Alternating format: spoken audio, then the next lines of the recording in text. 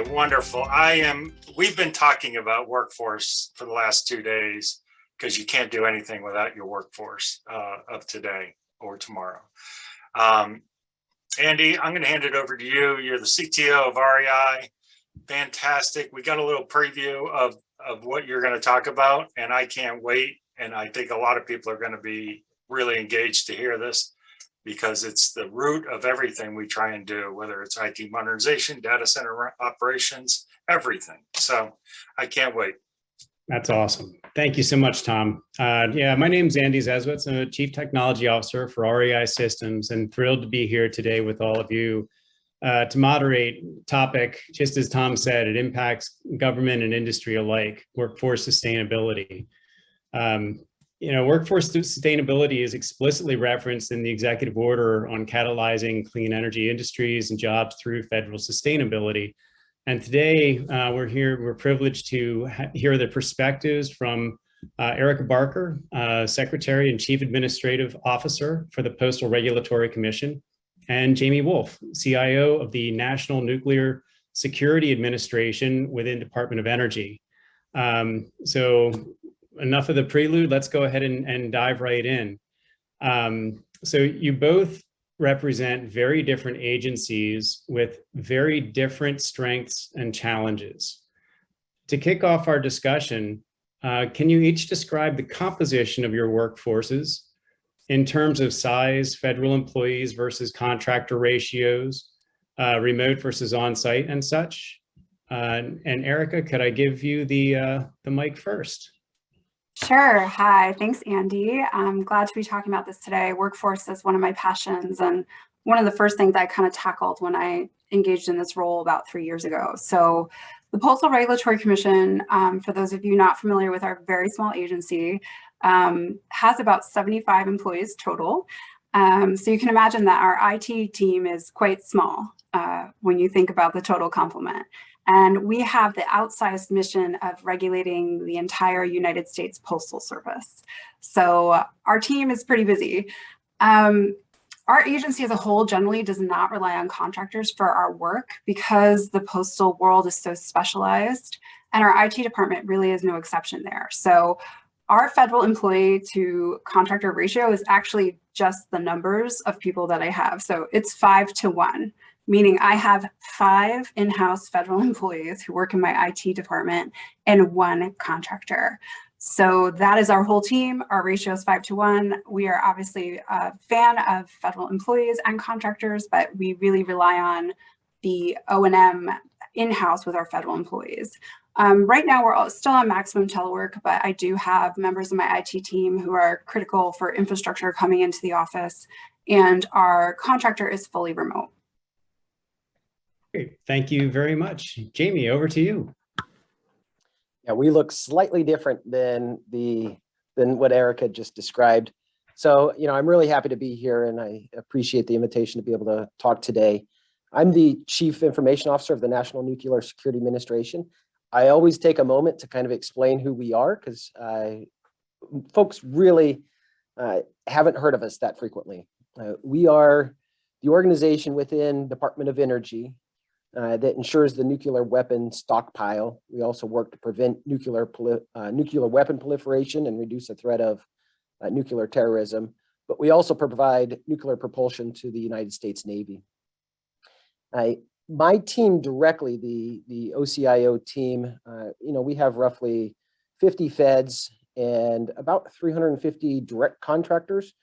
But in the DOE model, we as an organization are a small headquarters, and we work with the labs, plants, and sites that make up part of DOE, the NNSA particular labs, plants, and sites.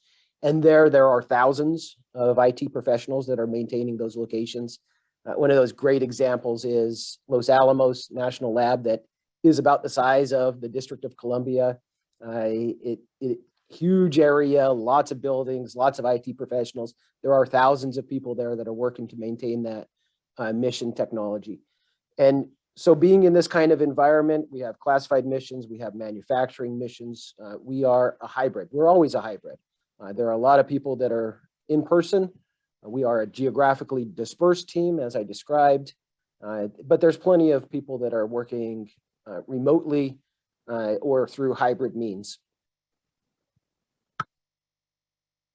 Fantastic. Thank you so much. So again, very, very different workforce profiles there on the spectrum. So we all know that IT modernization is a journey. And as your IT priorities have shifted over time, you can't completely switch out your staff, federal or contractors. There's some, some knowledge there and efficiencies, and when people are doing great work, but when you reach a new phase of the journey, how do you find and build a team of talent that can grow with your modernization efforts? Erica, back to you. So that's a huge challenge for us, and I'm sure everybody else on this call.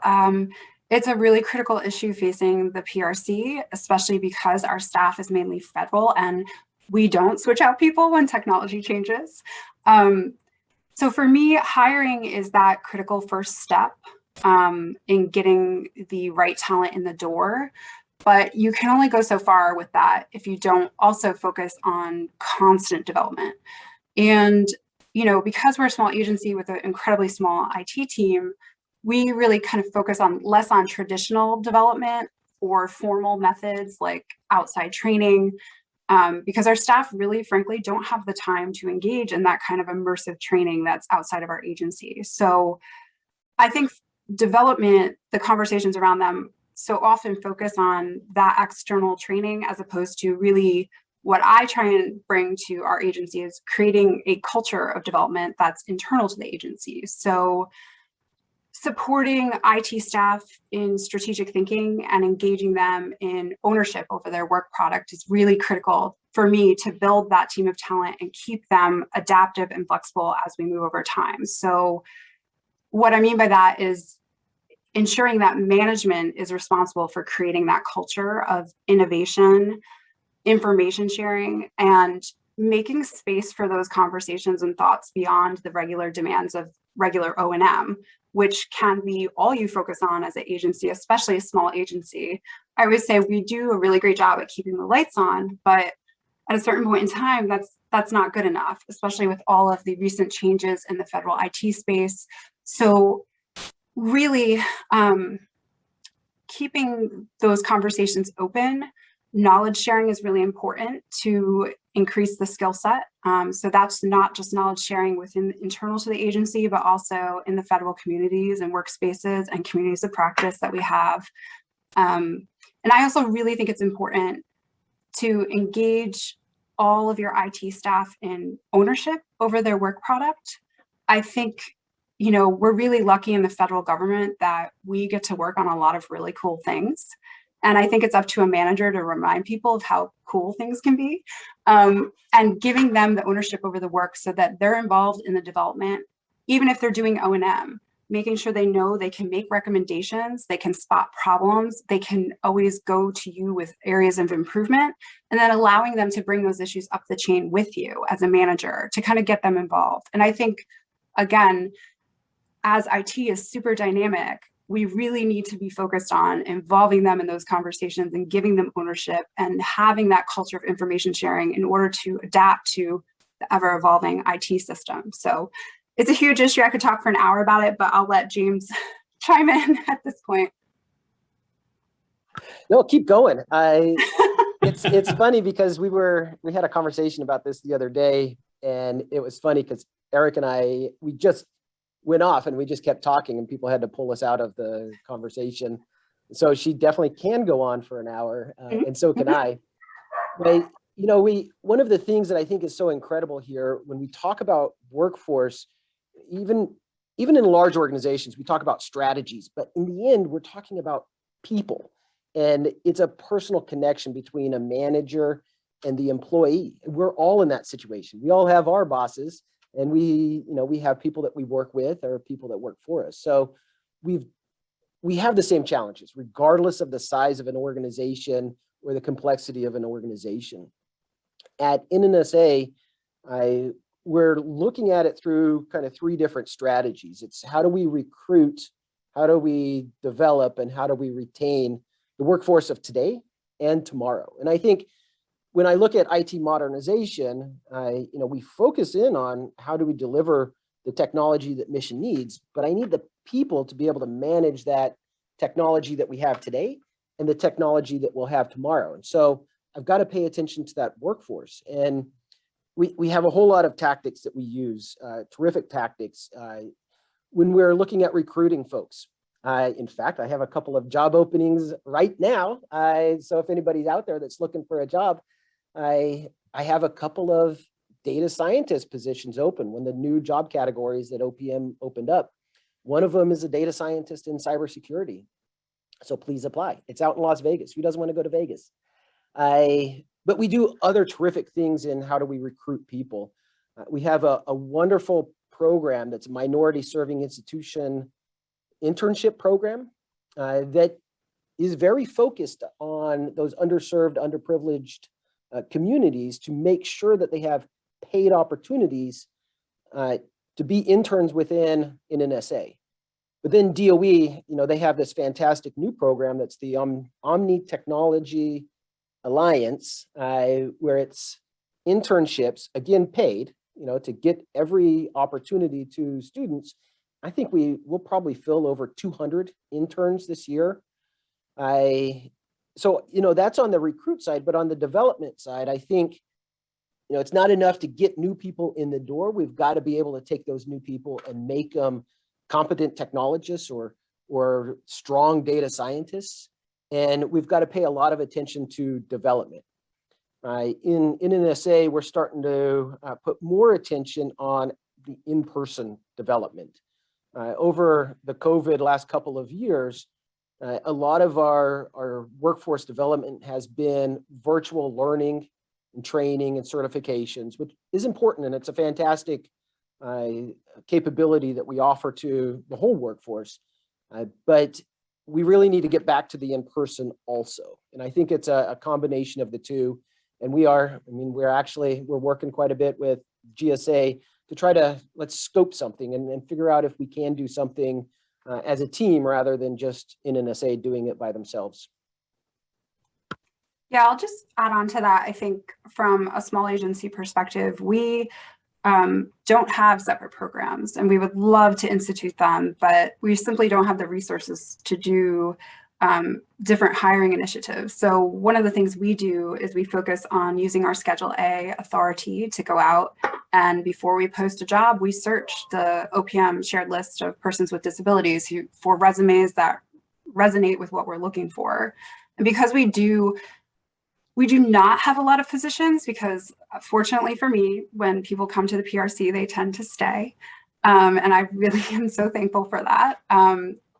It's really critical for us to have a really good interview process and have, the hiring is really critical up front. So we spend a lot of time there working with the individual because we really need people who have a broad skill set and kind of an entrepreneurial spirit to come into a small agency and be able to take on these tasks that don't just include O&M or I'm giving you this assignment. They're more global, they're bigger, they're owning programs and doing the day-to-day O&M as well. So it's a different strategy for us because we just don't have those kinds of resources, but it's still, hiring is super critical. And in the future, we are going to be looking at collaborating with other agencies to have some kind of internship program where we can bring people up, because I tend to hire people who have a lot of experience because those are the needs of my small agency. I need people who can come in and just hit the ground running. But that doesn't give others the opportunity to come up and grow within our organization from an IT standpoint, which they're able to do in other departments. So it's something we're looking on expanding in the future, but it's definitely a big challenge for us. And I like to think that what we're really building is a federal IT workforce, whether you're a support service contractor, maybe a federal employee, or maybe providing IT systems to the federal government. We're all in the same mission space. And, regardless of what agency you're in today, you may be in, my agency on my team tomorrow. And, how do we as a group work to really build that workforce of tomorrow? I think that's critical. And we shouldn't be building our own capabilities. We should be leveraging those common approaches. Where you have needs, we should be able to work together to be able to solve those needs as a team rather than as a bunch of different organizations. And bigger than our conversation today, I see a lot of efforts in the federal space going in that direction. So, the zero trust guidance, like sharing a playbook and sharing things so everyone can kind of operate from the same baseline and foundation, that's going to help with the federal workforce as well. Because I agree with you 100%. I think a lot of our IT staff have come from larger agencies, and they're surprised when they walk into a small agency. And we've made leaps and bounds in our IT modernization initiatives because of these hires, but they're shocked that, it's not all standardized.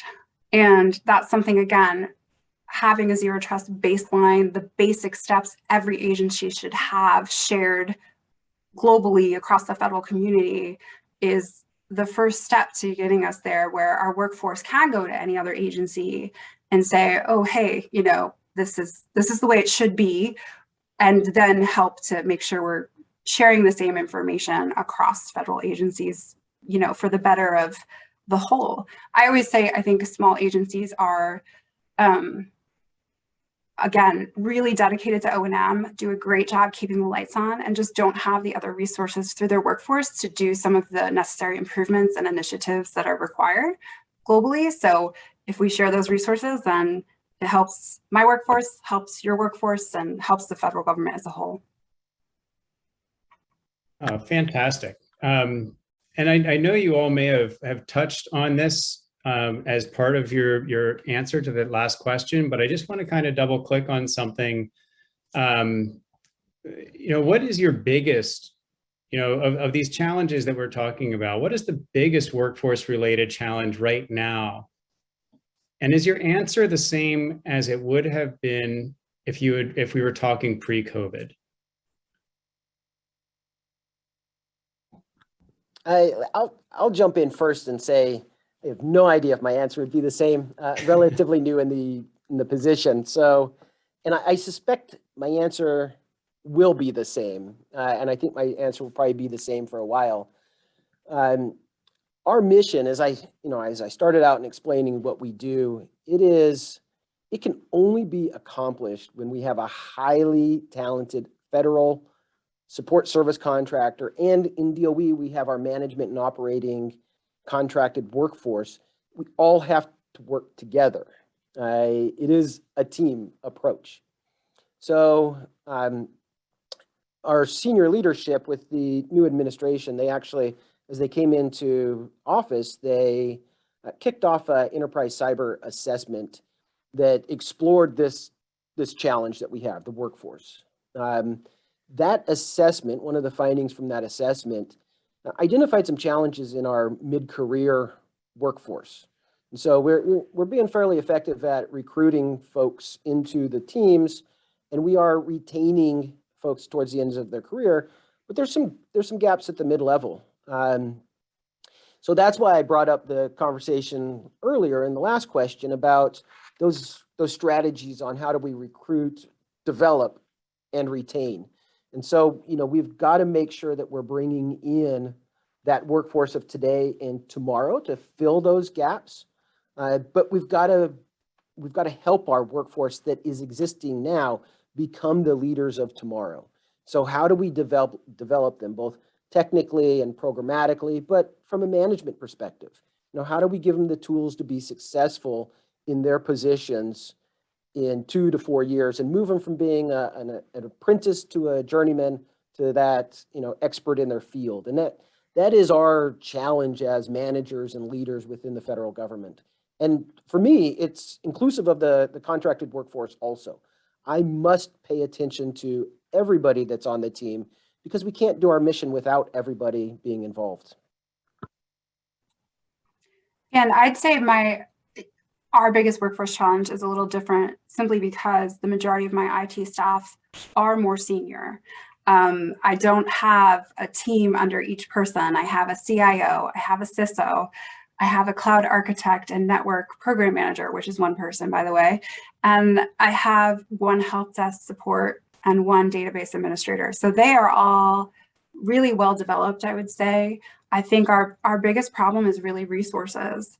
Not having redundancy and function to support our CISO, not having a cybersecurity specialist, so that I've been so lucky to have really amazing talent on my team where they can handle the daily O&M as well as running a program and innovating and strategic thinking, but they're all really tired. And it's my job as a manager to kind of try and get more resources. And resources aren't just funding based, they're skills based, they're also knowledge sharing. So I try and reach out into the federal community and get any shortcuts we might get for our people because we all are doing the same work. So, I'm rolling out Teams. We just rolled it out this week for our staff, and I'd love a Teams governance guide. I'm sure, I've gotten a few just by asking around, but it's something we all need to have, those of us using Office 365. So we, ask around and get that as a shortcut to my staff instead of having my, CISO and CDO kind of put their heads together and come up with something from scratch. So resources are the really, really big thing for us, just having the ability to, like I mentioned with development, it's really important to make time for strategic thinking. And when my staff is so focused on just like fixing everything because we're doing infrastructure modernization, it's difficult to think about the next steps when we're just trying to build a foundation that we're comfortable with from a security perspective, from a, moving to the cloud, all of these things. And it's difficult for us to adapt when, the executive order came out in last May. Just for us to read it means my CISO has to stop what he's doing and go through everything. And then we have to develop a plan, whereas our agency still isn't at even some of the baseline requirements to then innovate and improve. So we struggle with that because we want to keep up. We want to be the best of the best, especially for a small agency, but we just don't have the resources. And, that's also an issue for retention because I don't want my staff to get burned out because they're always responsible for everything. Yeah. Oh, that's great. Thank you. There's no shortage of challenges when we talk about technology and training aspects. Moving into another question, I think it's fair to say that for most of us in the tech space, discussions about sustainability, energy emissions, carbon footprints don't commonly come up in our day-to-day duties. In an ideal scenario, what support or what sort of support would you like to receive from other government entities, industry, or really anyone to help you familiarize your IT workforce with the concepts being talked about at this summit, regarding the connections between IT and sustainability? Do you want to take that one, James, first? Sure. I don't think Erica will have much different to say.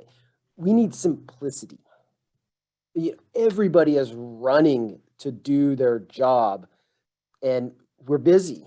Even on the team that we have, it's not like we have all this spare capacity to, as I was listening to the previous conversation, to think deeply about, cooling in a data center. We just want the cooling to be there, and when it fails, we know we have problems. So the more simplistic that we create our programs, initiatives, and as that flows into technology, the better off we are. We need to remove as much of that complexity and let it be engineered into processes and procedures and capabilities so that we don't have folks that have to be a PhD scientist to understand how to make something work in the most efficient way. I think that's probably the most important thing. I've been in quite a few of these conversations in the data center community of interest, and we always have these two extremes. We have folks that have an incredibly deep understanding on how things work, but the vast majority of people that are out there that are operating these systems, they just want them to go. They just want them to work. And we might have one or two of those deep engineers on staff, but most of us are just pushing buttons. So how do we enable the button pushers to be successful? Yeah, I would agree with that, especially for a small agency where I just talked about resource constraints. Simplicity is key. A lot of us struggle simply with just digesting and distilling the information that these amazing experts have put together. But it would really be helpful to have a small list of concrete actions that could be taken by different groups. For example, a lot of times for a small agency, the information that's shared is not really relevant to us, but it should be, because sustainability is very important. So what does it look like to initiate sustainability at a small agency especially where you don't have an environmental component to your mission? What are some simple no cost or low cost steps you could take? Are there questions you can ask a vendor that are a checkbox that meet the sustainability requirements? So you can do that when you're doing RFPs or statements of work. Again, a lot of times some of the solutions that I hear about are always purchasing something. And as a small agency, I will just stop listening at that point, because I need something first that I can do right away that is no cost or low cost to make those improvements. And we are just as interested in sustainability, but again, sometimes the complexity or the outsized scope of the conversation pushes us out of the room on that. Fantastic. Thank you. And we are rapidly coming up on our time this afternoon. Are there any final thoughts that either of you would like to share with the audience? I would just say I really thank everybody's time today. I think we've gone over, and that's no surprise. We're going to talk no matter what, and been watching the chat, so there's a couple of good comments in there also. This is an incredibly important topic. We are all part of the workforce, so thanks for this opportunity to talk to you today. Thank you. Thank you both for joining. Appreciate it.